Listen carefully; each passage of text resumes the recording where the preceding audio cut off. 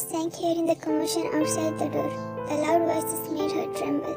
She had been hiding in this exclusive suite for 2 days after her stepmother had been chasing her to sell her off. Wine had barely escaped and this suite had seemed like the perfect hiding place until now. From last night, her stepmother had been causing a commotion with the hotel management demanding they check the suite. The management had tried to reach out to the suite owner. The door clicked open and Wine stood still, her back pressed against the wall and her heart pounding violently out of fear. As the door swung wide, the hotel staff, her furious stepmother, and even the cops filled the room. The sight of Wine trembling and timid made them pause. Her stepmother pointed an accusing finger, venom dripping from her words. "There she is. I told you." Her stepmother's voice screeched as she glared at Wine with cold eyes. "They must have kidnapped her." She pointed at the two strangers. "Mr. Kim, do you know her? What is she doing in your suit?" The officer asked him. He remained silent, staring at Wine with a frown. "Why is this girl in your suit? Answer me." Mr. Kim asked sternly. "I don't know her." Mr. Kim stared at him with a confused face. The officer nodded and turned to Wine, who was biting her lips, staring at her feet. "Miss, how did you come here? Did they lock you up here?" Wine glanced at her stepmother, whose eyes were burning in rage, and then she glanced at Mr. Kim and Th. "They didn't lock me up. This Th brought me here." Th's eyes widened in surprise while Mr. Kim stared at him in disbelief. "He's my boyfriend and he said he'll marry me in a few days because I'm pregnant with his child." "What the hell are you talking about? I don't even know you." Th's growl made her flinch. He stepped forward but Mr. Kim grabbed his arm.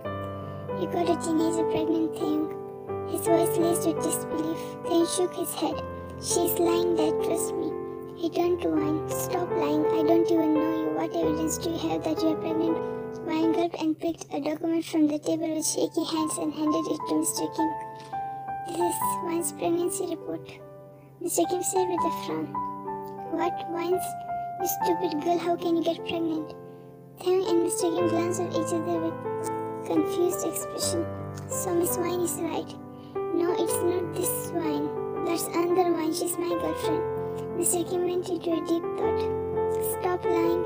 You promised to marry me. Stop it and come with me." Wine stepped backward while crying. "I'm not going anywhere." "Wait, leave her. Th will marry her. She's not going anywhere." Th looked at his dad with disbelief. "What? Dad, do you know what you're saying?" Mr. Kim cut him off. "Enough, Th. You have got two girls with the same names. I can't believe you can do this."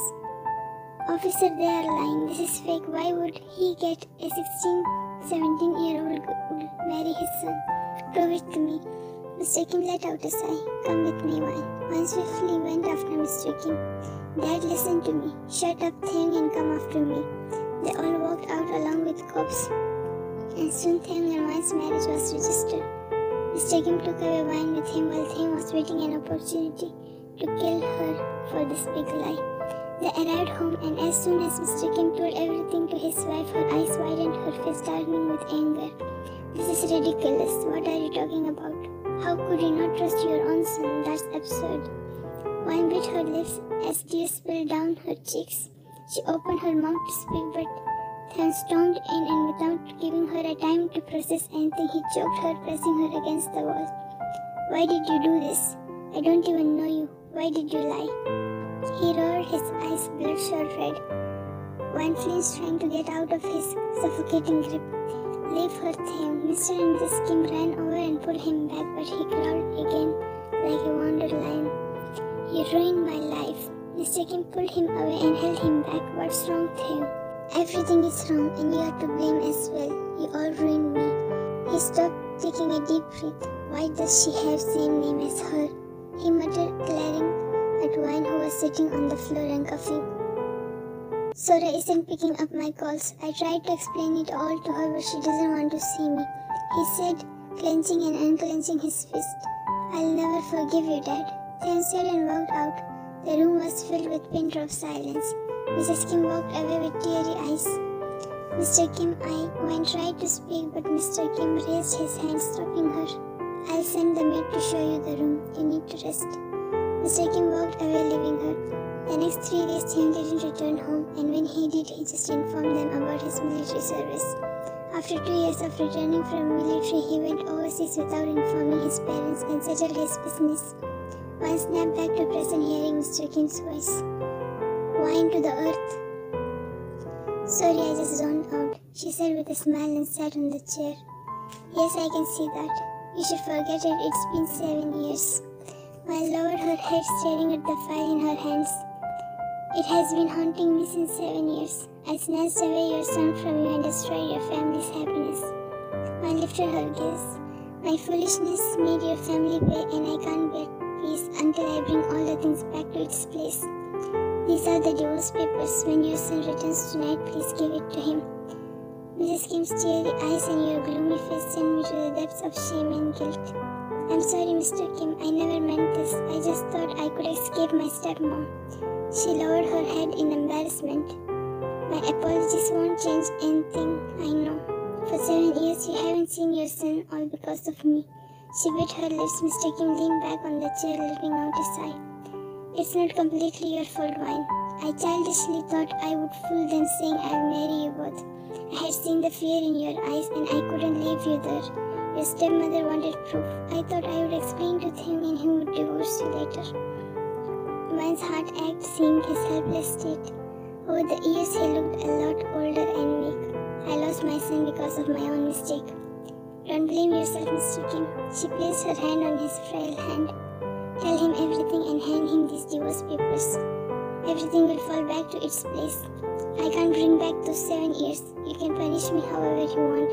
I am ready for anything, she said through teary eyes. Mr. Kim smiled, patting her hand. Wine, all these years you have been working as a maid in our house. You even work more than other staff. You spend days getting nothing to eat and even get hit. She remained silent. It's not Mrs. Kim's fault. Her only son is away because of me. This is the only way she can take out her anger on me. Mr. Kim shook his head. That doesn't justify abuse. He closed his eyes and took a deep breath. Wine, I want you to hand him these and tell everything by yourself. Wine looked at him with wide eyes. Me? No, Mr. Kim. He'll kill me if I go in front of him. She shook her head vigorously. Mr. Kim smiled. My son is not that bad, Wine. At that time he was hurt. He has changed over the years. This way you can apologize to him. Wine reluctantly thought for a while and nodded. Okay, I'll try, she said, picking up the divorce papers and stood. I'll take my leave. Mr. Kim nodded and Wine made her way to the door when she heard Mr. Kim's voice. Wine. She turned around with a questioning gaze. I wish you had met us in different situation. I want you to be my daughter-in-law. You have kind of grown up in front of my eyes, and Theon can never get someone as amazing as you. You'll always be my daughter. Wine passed him a warm smile. It is how it was meant to be. Thank you for being my father all these years. I felt like I never lost my dad, she said in a low tone and walked out as tears streamed down her face. Time skip. Theon had returned after 7 long years, and Wine knew the emotional storm that followed was all because of her. Mrs. Kim's anguished sobs filled the quiet sitting room. The weight of the past pressed on Wine, and she knew that the pain his mother and father felt was because of her presence in their lives. She was preparing refreshments in the kitchen when the maid suddenly swayed and collapsed, fainting. Wine rushed to her, followed by the other maid. Seena passed the water. Seena swiftly handed her the water and began rubbing the maid's hands. Wine gently patted her face. Sharon, wake up. She has been running a fever since morning. Why didn't you tell me? She shouldn't have been working all day, Wine said worriedly. Sharon opened her eyes slightly. You work all day, we can at least help a bit. Wine gave her water. Seena sent her to our quarter and gave her some medicines. Seena nodded while both of them helped Sharon stand. After they walked out, Wine began setting the tray when Mrs. Kim's voice came. Where are you all dead? Sharon, Seena, bring the refreshments. Wine flinched hearing her stern voice. She waited for a few moments, but Seena didn't return. Mrs. Kim called out again, but this time her voice laced with anger. Wine's hands trembled as she picked up the tray of refreshments, her heart pounding as she made her way towards the sitting room. She wasn't sure how to face Theon. The moment she stepped into the room, her eyes met Theon's. Time seemed to freeze. He had changed a lot in these years, with a cold, hardened look in his eyes. His gaze was intense, his expression unreadable as he stared at her. "Why the hell did you show up, 𝐷𝐿? And what took so long to bring the refreshments?" Mrs. Kim yelled at her, Wine diverted her gaze and placed the tray with trembling hands. Then still didn't tear his gaze from her. She wasn't the little girl he had seen years ago. There was a quiet grace about her now, a beauty that startled him. Sharon fainted so soon. Mrs. Kim snapped at her, "Shut up, get lost to the quarter, you don't belong here." Wine clenched her fist and turned around to leave when Mrs. Kim stopped her again. "Wait, did you clean the room?" "Yes." "Get lost, I can't wait when you will get out of this house," she muttered while Wine dragged her feet as fast as she could. She heard Mr. Kim's voice from behind. "How many times do I need to tell stop treating her like this?" At night, Wine nervously made her way to Thames' room. She mustered all her courage to face him. In her hands, she clutched the divorce papers. With trembling fingers, she knocked on the door. She heard his deep voice from the other side. "Come in." The room was dimly lit, and Thames stood by the window with a cigarette in his mouth and a file in his hand. Thames turned around. His eyes flicked to her, surprise evident for a brief moment before his expression hardened. "What are you doing here at this hour?" His voice was as cold as ice. Wine took a deep breath, mustering up the courage and stepping forward. "I need to talk to you. Please listen to me for once." Thames took a long drag and blew the smoke in the air, staring at her quietly. "These are the divorce papers, but before that, I need to clear what happened 7 years ago." She placed the file on the table and looked straight into his eyes. Thames glanced at the file, blowing the smoke in the air, and fixated his gaze on her. "My stepmother brought me to the hotel that day. I didn't know what she was up to until a group of men met her. I excused myself to the washroom, but not before overhearing that she was telling me off to that old guy who was the boss. I hid in the washroom, finding a way to escape. They saw me running away and chased after me. I didn't know where else to go, so I barged into your suite.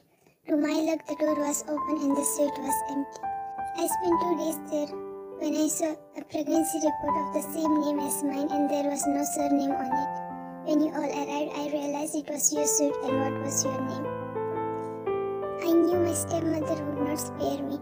I was scared, and being impulsive, I threw the arrow in the dark and it hit the target. Your girlfriend turned out to have the same name as me. I never intended to marry or bring you trouble. I was just desperate to escape her. I thought I would explain all this to you once the matter is solved, but it just worsened. Your father always had trust in you. He knew I was lying and he understood something was wrong. That's why he just made up that he would register our marriage. But my stepmother wanted proof, and it destroyed everything beyond repair.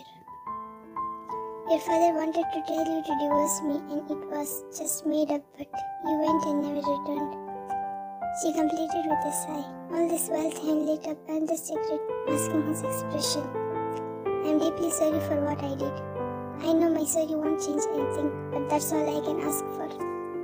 I'll take any penalty." She completed without mentioning about Sora Wine. The slight change in his expression at her name scared her. He furrowed his brows, his eyes narrowed as they landed on the divorce papers. He stepped forward and picked up the divorce papers. "What are these for?" Wine passed him a confused look. "To sign them, and we can submit them in court tomorrow." "I have already signed it." The silence that followed was deafening. Then stared at the papers in his hands for a moment, his face expressionless. Then, without warning, he ripped them into pieces, the sound of the paper tearing filling the room like thunder. Wine's eyes widened in shock. "Why do you think everything will happen according to your will? Do you think you can just walk away after ruining my life?" He said darkly with a cold smirk. His menacing gaze sent shivers down her spine. He stepped forward, lighting the third cigarette.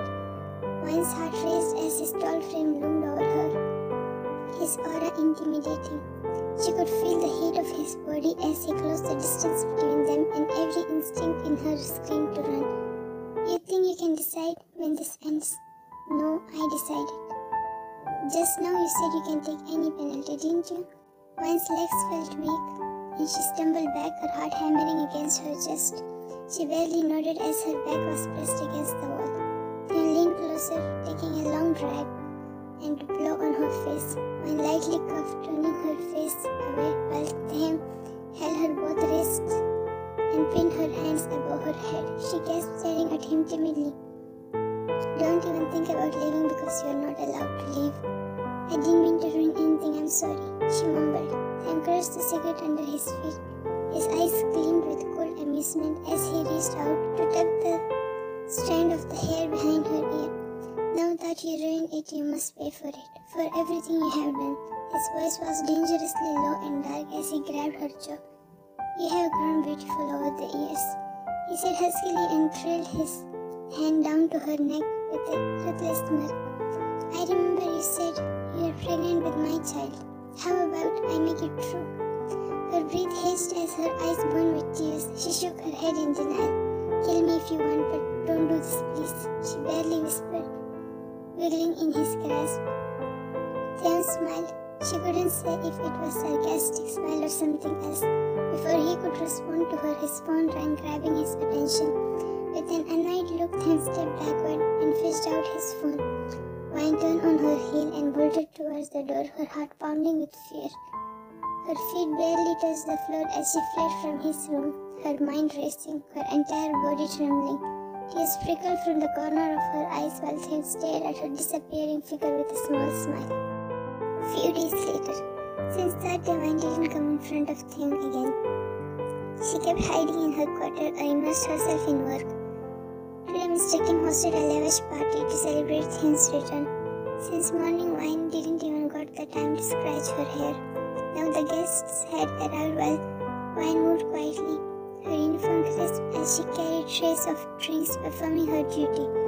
Tim lazily stood in a corner of the room, drink in hand, watching the festivities with a passive gaze. His eyes, however, drifted toward Wine more often than he cared to admit. She wasn't the same girl he had known before. She had matured, her once timid demeanor replaced with a quiet strength, though it was hidden beneath her role as a servant. As Wine turned to attend to another table, a sudden bump from passing guest caused her to stumble, and the tray of drinks in her hand spilled across the elegant gown of Mrs. Kim's friend. The crystal glasses clattered to the floor, and gasps echoed throughout the room. Wine's face paled as she immediately bowed, her voice trembling with apology. "I'm so sorry," she stammered repeatedly as her cheeks flushed with embarrassment. Mrs. Kim's face darkened, her smile vanishing as she stormed over. "Can't you even do your job properly, you useless piece of shit?" Wine bowed again. "I'm so sorry, it won't happen again." Mrs. Kim roughly grabbed her arm and dragged her to a corner, away from the praying eyes but close enough for him to notice. His jaw tightened as he watched his mother's anger unfold. "You can't even do the simplest tasks," Mrs. Kim hissed, raising her hand and striking Wine across the face. Wine winced, but she said nothing, her head bowing lower in shame. "You won't get anything to eat tonight." Tim clenched his fist, his nails digging into his palm as he watched and heard everything. His patience was wearing thin, his gaze darkening with every second that passed. Before he could intervene, a young boy rushed over to Wine, his face full of concern.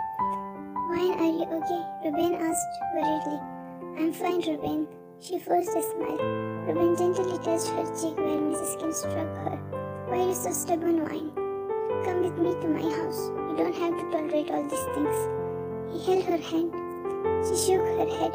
"No, Ruben, I'm not going anywhere, and Mrs. Kim have no right to treat me this way. I'll confront her once this party is over." Ruben let out a sigh and opened his mouth to speak, but Tim appeared out of the blue, releasing her hand from Ruben's grip and pulling her closer. "Come with me."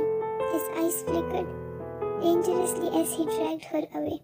His touch sent a shock through her. Ruben stared at them dumbfounded. "Sir, please stop. People will notice. This will affect your family's reputation." Panic rose in her chest. Tim flung open the door to his room, dragging her inside before slamming it shut behind them. He released her wrist and Wan stumbled back slightly, her heart racing from the intensity of his actions. "Stay here." He turned around. "Wait, why did you bring me here?" Then let out a sigh and turned to face her. "We'll talk once I come back. If you try to go out, I'll break your legs." She nodded, staring into his dark eyes, then left the room, his footsteps heavy with frustration. Moments later, he returned holding an ice pack. He didn't say a word as he walked up to her. His gaze softened slightly as he pressed the ice gently against her cheek. Wine winced at the contact. "Why are you working like this?" "It's my job," she whispered, lowering her gaze and holding the ice pack from his hands. Theon's jaw tightened. "How much time it's been?" "Since the day I stepped into this house." He gritted his teeth. "You're living here with my name. You're my wife. How can Mom treat you like this?" She heard him say as he paced back and forth. Wine's heart raced violently hearing "my wife." "Sir, may I leave now?" Then shot her a glare. "It's Theon." He moved close to her. "Who was that guy just now?" "Rupain, my best friend." Wine answered softly, glancing away. Theon's eyes darkened. "Really?" He stepped further close to her. Wine could feel his hot breath on the side of her neck and face, but his eyes tell a different story. He mumbled, brushing the back of his hand over her face. Her breath hissed. "Stay away from him. I don't want to see him around you again." Wine's heart skipped a beat, hearing his tone. "What do you mean he's just a friend?" She tried to explain, but Theon's expressions remained hard. "Keep my words in that little brain of yours." "But his father is my lawyer. They have helped me a lot to bring down my stepmother." Without another word, Theon turned and walked towards the door, locking it from the outside before leaving. Wine stood there, her heart pounding in her chest, her mind reeling from the sudden shift in his demeanor. At night, Wine sat on the edge of the bed in Theon's room, her hands resting on her lap, waiting nervously and thinking about Theon's behavior. The hours ticked by and her exhaustion caught up with her. Slowly her eyes fluttered shut as she leaned back, the heavy weight of the day's event pulling her into sleep. She wasn't sure how long she had been asleep, but the sudden sound of raised voices from outside jolted her awake. Her heart raced as she blinked, disoriented, trying to make sense of the muffled shouting that filtered through the walls. Just then the door creaked open and Theon entered, carrying a tray of food. "What's going on out there?" Wine asked, her voice still laced with sleep as she sat up straighter, concern flickering in her eyes. Theon placed the tray down on the small table beside her, glancing briefly towards the door before shrugging nonchalantly. "Mom and Dad are arguing." "Is it because of me? I should go, she said as she swung her legs off the bed, attempting to stand before she could make it 2 steps. He moved swiftly, his hand gently but firmly grasping her wrist to stop her. "What my mom did to you was wrong. Dad will deal with her," he said softly. "But this is my fight. I don't want to drag anyone else. We are not anyone else. We are a family. You are a part of our family. You don't know how to fight for yourself, so keep quiet and eat," he said sternly this time. Wine hesitated, glancing at the food. "But sir, your mom..." Theon cut her off. "I'll handle her. No one can point a finger at you. You're my wife. You live with my name. I won't let anyone hurt you, and I'm not sir. Got it?" he said in a serious tone. Wine nodded. "Good, now eat quietly." Theon walked into the washroom while Wine began eating. After a few moments, Theon came out in pajamas and sat in the armchair. Once she had eaten a little, Wine placed the fork down, her nose still on edge. "Can I leave now?"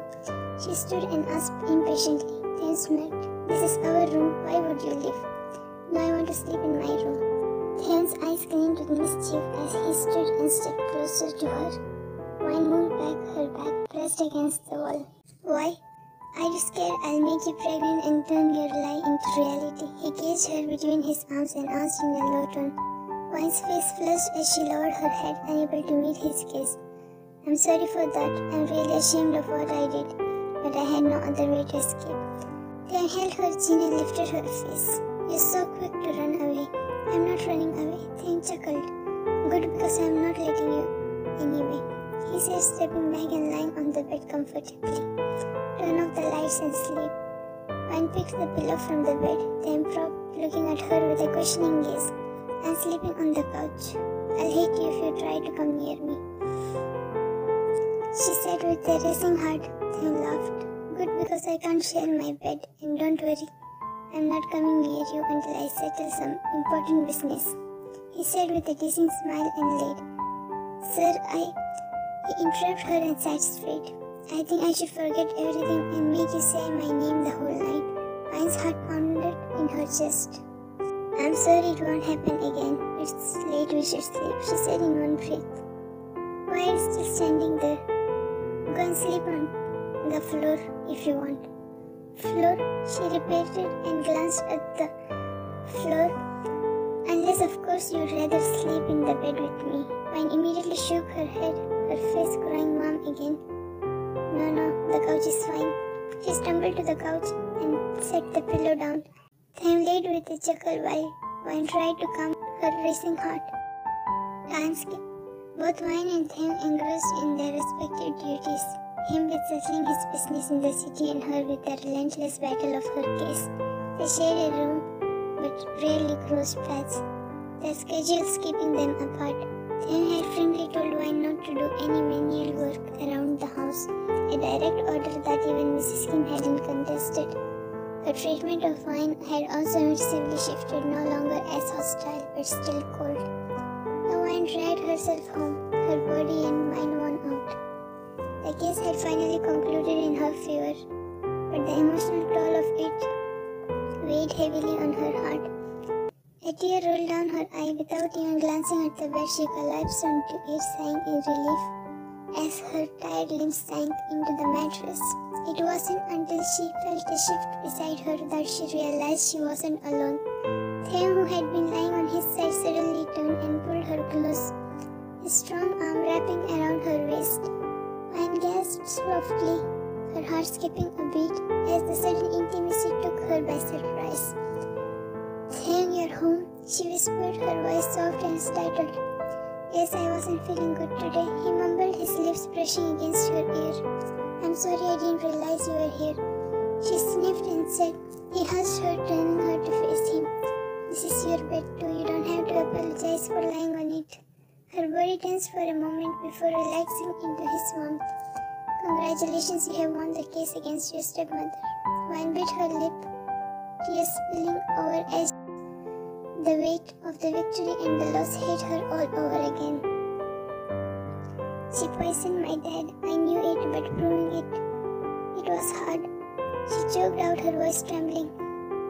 Tim's arms tightened around her, pulling her close to his chest, his warmth and strength enveloping her. I know, but you did it. You fought for him, for yourself. He'd be proud of you, he whispered, stroking her back and hair gently. Vine buried her face in his chest, letting her tears soak into his shirt as he held her. The comfort of his presence, the way his fingers gently threaded through her hair, eased the ache in her heart, if only a little. After a long moment, he spoke again. Why are you crying so bad? It's over. She pulled back, wiping her tears with the back of her hand. I don't know why I hurt people around me. I bring bad luck to everyone who comes near me, she sniffled. Ruben proposed to me today, but I told him you were my husband. I knew his feelings, so I had already told him that I was married, but he took it as a joke. I didn't mean to hurt him. I felt so awful. I kept my boundary with him, yet she left the sentence incomplete, crying hysterically. Tim pulled her close. That's not your fault, then. You did the right thing. Ruben will be okay, Vine, and you don't have to carry that guilt. She looked up at him. Her heart was heavy with the weight of everything that happened. I already can't get out of the guilt of what I did to you, her tone laced with remorse. Tim's eyes softened and a faint smile tugged at his lips. It's time for us to settle things between us. Let's not hold on to the past anymore. Vine's heart fluttered at his words, a mix of emotions filling inside her. Have you forgiven me? And what about Sora, Vine, and your child? Tim let out a sigh, resting his chin on her head. I forgive you. I don't want to ruin the peace of my life dwelling on the past, he said in a low tone. As for Sora, she wasn't pregnant with my child. The moment I saw the pregnancy report with you, I was confused because it had been 3 months of a relationship and I hadn't touched her. I thought if your name was also Ivine, then it might be your report and you want to trap me. I won't deny I hated you because what you said made everyone question my character. I was really hurt because I thought Dad didn't trust me and I almost choked you. In those 3 days, Sarah contacted me and said she couldn't tell me about her pregnancy face to face, so she left the report. That was someone else's child and she broke up with me. I spent 2 years in the military and I didn't even remember you because I was in agony of Dad's disbelief. Sarah's betrayal didn't hurt me that much how much Dad's disbelief did. He spoke in a state of dream. When I was overseas, Dad sent me several voicemails and he told me everything, but I couldn't return because of my business and you were still a little girl. I was waiting for you to grow up, but when Dad told me about his deteriorating health and that he would send me divorce papers and marry you off to Ruben, I couldn't wait any longer and come back. No matter how our relationship started, I want to work on our marriage. I don't leave anything that comes within my reach. Wine pulled away slightly and stared at him without blinking. Dad didn't told me that. And it wouldn't have been like this if Sarah had your child. He smiled. I don't back off from my responsibility. If that was the case, then I would have co-parented with her and I would have made sure I don't neglect my responsibility as a husband because you are my little wife. She smiled and nodded. You are an amazing person. He chuckled and pressed a soft kiss to her forehead. I want to get you pregnant and be an amazing dad, he said teasingly. Shut up. She slapped his shoulder playfully and hid her face in his neck. Didn't you feel shy when you said it at the age of 16? He teased again. I was 17 and I was in desperate need of help, so I didn't think anything and spoke whatever came to my mind. She corrected him, then laughed and held her jaw to face him. Let's make it true. Claim, she yelled with flushed face. Anyway, I bought us a new house. We are moving out of this place. Her eyes widened in surprise. What? But he interrupted, gently cupping her face in his hands. No more words. We need a fresh start. Away from all the history that's holding us down, you deserve better than this. We'll start over together. He pressed a kiss to the corner of her lips, Wine nodded with a teary smile. Then smiled, his hand still resting on her cheek as he leaned in closer, his lips brushing hers in the softest of kisses. Now no more running away, you stuck with me. Wine nodded with a soft laugh and buried her face in his neck.